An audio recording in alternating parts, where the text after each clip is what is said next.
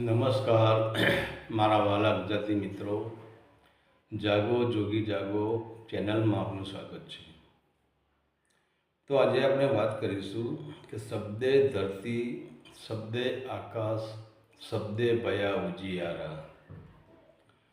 તો સંતો કહે છે કે શબ્દથી જ ધરતી છે, શબ્દથી જ આકાશ છે, અને શબ્દથી જ બ્રહ્માંડની ઉત્પત્તિ થયેલી છે. અને એ જ શબ્દ આકાશ, જળ, અગ્નિ, વાયુ અને પૃથ્વી રૂપી પાંચ તત્વ છે. એ જ શબ્દ રજસ, તમસ અને સત્વગુણ છે. એ જ શબ્દથી અંડજ, સ્વેદજ, ઉદ્બીજ અને ઓરજ આ ચાર યોની રચાણી છે. અને એ જ શબ્દથી સારા દેવી દેવતાની ઉત્પત્તિ થયેલી છે. અને દરેકના અંદર એક જ શબ્દ રમી રહ્યો છે. કેમ કે ભલે પશુ હોય, પંખી હોય, જાનવર હોય, પ્રાણી હોય, મનુષ્ય હોય, દેવી દેવતા હોય કે પછી સૂર્ય, ચંદ્ર, તારા કે નક્ષત્ર હોય, આ બધા જની અંદર શબ્દ રમી રહ્યો છે. અને એ જ શબ્દ એક એવો દોરો છે જે અખંડ, અનંત, અવિનાશી અને અજન્મા છે. અને તે શબ્દરૂપી દોરો એ જ પૂરા અસ્તિત્વનો આધાર સ્તંભ છે. જેમ આપણે એક માળાને જોઈએ છીએ તો માળાની અંદર આપણે તેમાં આવતા 108 મણકા જુદા જુદા રંગના, જુદી જુદી ડિઝાઇનના નાખી શકીએ છીએ. પરંતુ આપણે જોઈએ છીએ કે તે માળામાં દોરો એક જ હોય છે. અને તે દોરો એ જ મણકાનો આધારસ્તંભ હોય છે. તો દોરાના સહારે જ બધા મણકા ફરી રહ્યા હોય છે, બધા જ મણકા ટકી રહ્યા છે. પરંતુ જ્યારે તે મણકાનો આધારસ્તંભ એટલે કે દોરો તૂટે છે ત્યારે એ જ એક પણ મણકાની સલામતી રહેતી નથી. બધા જ મણકા વિખરાઈ જાય છે. એવી જ રીતે આપણે જે અસ્તિત્વને જોઈ રહ્યા છીએ, આપણે જે બ્રહ્માંડને જોઈ રહ્યા છીએ, તે એક માળા રૂપ જ છે. અને જેમ મણકા ફરી રહ્યા છે તેમ આ પૂરું બ્રહ્માંડ પણ ફરી રહ્યું છે. અને એટલે જ સવાર અને સાંજ થાય છે, એટલે જ મોસમ બદલાય છે, એટલે જ બાળક યુવાન થાય છે અને યુવાનની પછી વૃદ્ધાવસ્થામાં ફેલાઈ જાય છે. અને આ બધા જ મણકા પોતે જ ફરી રહ્યા છે. પરંતુ પૂરા અસ્તિત્વમાં રમી રહેલ શબ્દરૂપી દોરો સ્થિર છે. અને આ શબ્દ એ જ મહામંત્ર છે. અને એટલે જ કહેવાય છે કે ગુરુ મંત્ર કોઈને કહી શકાય નહીં. તો શબ્દ પોતે જ ગુરુ છે અને શબ્દ પોતે જ મંત્ર છે. તો તમારે કોઈને કહેવું હોય તો પણ કહી શકતા નથી. કારણ આપણે જે આપણા બનાવેલા વાજિંત્રમાંથી શબ્દનાદ અને સંગીત ઉત્પન્ન કરીએ છીએ તે બધા જ સાંભળી શકે છે. કેમ કે એ સંગીત આપણું બનાવેલું છે, એ શબ્દો આપણા બનાવેલા છે. તો બહારનું સંગીત છે અને બહારનું સંગીત અને બહારના શબ્દ બધું જ કિનારા જેવું છે.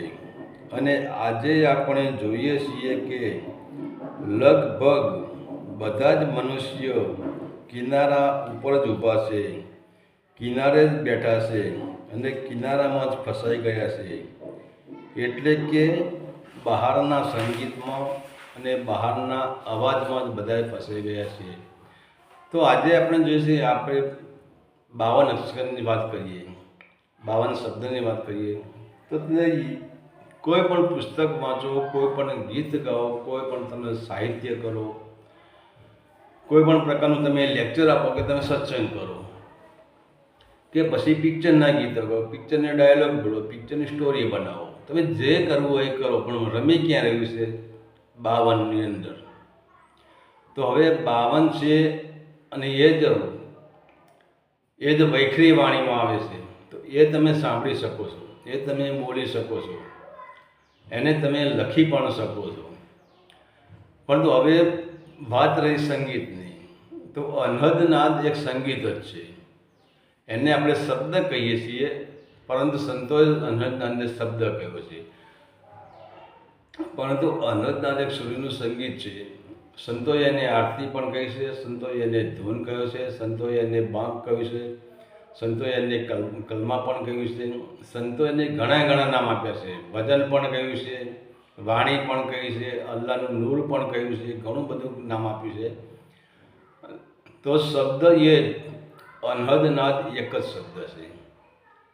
તો આપણા જે બનાવેલા આપણે હાર્મોનિયમ નો શબ્દ ઉત્પન્ન કરીએ, તબલાનો શબ્દ ઉત્પન્ન કરીએ, ગીતારનો શબ્દ ઉત્પન્ન કરીએ, જે આપણે સંગીત ઉત્પન્ન કરીએ એ આપણું બનાવેલું છે, એટલે એને બીજા સાંભળી શકે છે.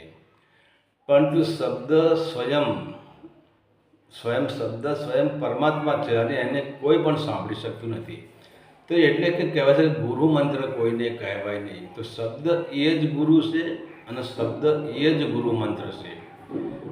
કારણ કે આપણે બીજા બધા જે મંત્ર આપણને ગુરુ ભલે આપતા જ હોય છે, એ મંત્ર કોઈ દિવસ જ્યાં સુધી શબ્દ હોય છે, એટલે શબ્દ એટલે કે એવાના 12ના અક્ષરો, પછી કોઈ પણ પ્રકારનો અક્ષરો હોય, એ શબ્દ સુધી પહોંચી શકતો નથી.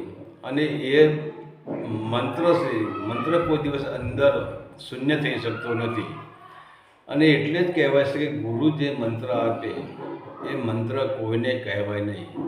હવે તમે અનહદ નાદની તમે કોઈને કરો કે મારા અંદર અનહદ નાદ ગુંજી રહ્યો છે, હું એને પ્રેમથી સાંભળી રહ્યો છું. હવે તમે મને કહો કે હું તમને કહું, તો મને તો એને ખ્યાલ જ ના હોય કે મારા અંદર અનહદ નાદની પ્રક્રિયા શરૂ થઈ જ નથી, તો મને એનો અનુભવ જ નથી.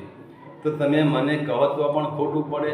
અને ધારો કે મારી અંદર અનહદ નાદ ચાલી રહ્યો છે, હું એમાં રમી રહ્યો છું, હું એમાં મશગુલ છું, હું એમાં આનંદિત છું, પણ હું એની વ્યાખ્યા તમને કરી દઉં કે મારા અંદર અનહદની વ્યાખ્યા છે અને હું અનહદની યાત્રામાં કરું છું, અનહદમાં સૂઈ જાઉં છું, અનહદમાં આનંદ કરું છું, અનહદમાં હું રમી રહ્યો છું, તો મને ખોટું જ પડે, તમારા માટે ખોટું પડે કે એનો અનુભવ સ્વયં મને થયો છે.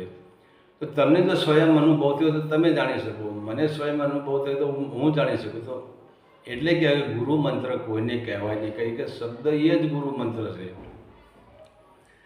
તો અને બહારના શબ્દોમાં જ ફસાઈ ગયા છીએ. અને આજે તમે જુઓ આ જગત ઉપર બહારના શબ્દો ફસાઈ ગયા છે. કર્મકાંડ, પછી અત્યારે કથાઓ તમે જુઓ, મોટા સંતોના આશ્રમમાં જાઓ તમને લેક્ચર જ સાંભળવા મળશે, મોટા સત્સંગ સાંભળવા મળશે, પણ એ કોઈ પણ પ્રકારનો સત્સંગ હોય, પણ સમજી લેવું કે જ્યાં જે જીભેથી જે બોલાય છે એ કિનારો જ છે, એ શબ્દનો સાગર નથી, એ પરમાત્મા સાગર નથી. અને શબ્દના સાગરમાં તો ત્યારે ડૂબકી જ્યારે મરાય છે કે જ્યારે કિનારો છૂટી જાય છે, પૂરેપૂરો કિનારો છૂટી જાય છે, ત્યારે શબ્દ સાગરમાં ડૂબકી મારી શકે છે. અને શબ્દ સાગરમાં ડૂબકી મારીએ એટલે કે અનહદ નાદના જે મહાસાગર છે, અનહદ નાદના મહાસાગરમાં ડૂબકી મારવાથી જ પરમાત્માને, અને એ સ્વયં પરમાત્મા જ છે. એટલે કે શબ્દ હિ બ્રહ્મ, શબ્દ જ પરમાત્મા છે.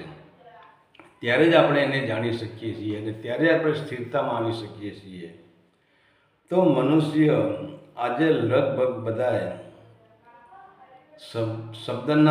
શબ્દરૂપી સરોવરના કિનારાના પકડીને જ બેસી રહ્યા છે. અને એટલે જ મનુષ્ય અસલી શબ્દ એટલે કે અનહદ નાદના સાગરમાં ડૂબકી લગાવી શકતો નથી.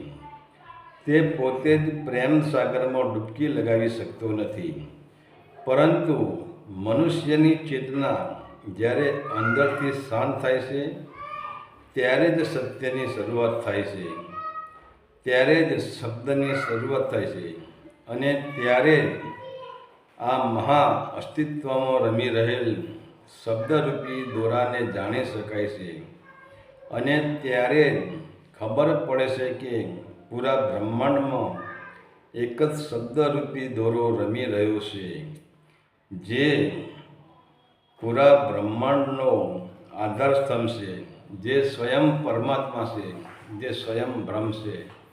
ત્યારે જ શબ્દને જાણી શકાય છે. પરંતુ આના માટે શું?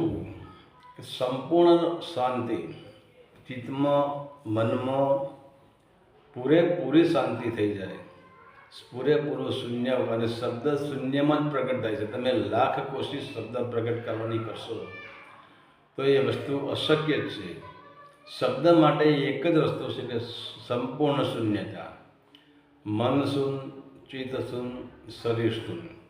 આ બધું જો શૂન્ય થશે, આ ત્રણ વસ્તુ મળશે તો જ તમારી અંદર તમને ઉપરથી અનહદ નાદનો અવાજ, આ બંને કારણોથી નહીં, અને ઘણા આમાંનો આ રીત હોય છે, ઘણા આ રીતે કાનમાં બંધ રાખીને શબ્દ, પણ આ શરૂનો પ્રયોગ છે.